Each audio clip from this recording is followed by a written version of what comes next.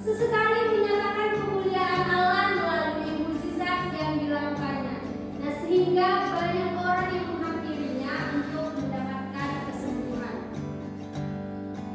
Dari kisah yang kita belajar tadi dari Lukas, kita mengetahui bahwa kita tidak bisa hidup sendiri. Kita membutuhkan teman yang saling menopang kita. Ibu mau bertanya dulu kepada kalian, siapa di sini yang tidak punya teman? Ada yang nggak punya teman? Ya, semua Bu. Oh, kalau ada yang punya temannya, tapi kalau misalnya pasti semua kalian tahu kata bestie kan?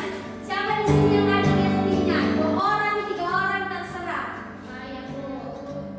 Oke, jadi siapa bestie-nya? Mana tahu ada di kelas ini kan? Boleh sebut namanya? Marcella Bu. Iya, bestie-nya kalian?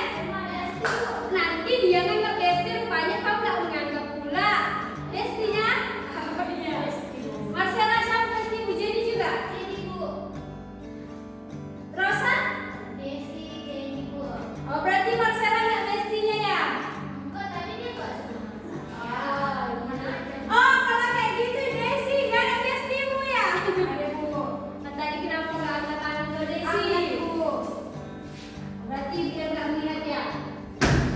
Nah, kita tidak bisa hidup sendiri. Kita membutuhkan bestie, teman kita untuk kehidupan kita agar saling menopang. Nah, dari kisah Lukas tadi, dari kisah Lukas 5 tadi,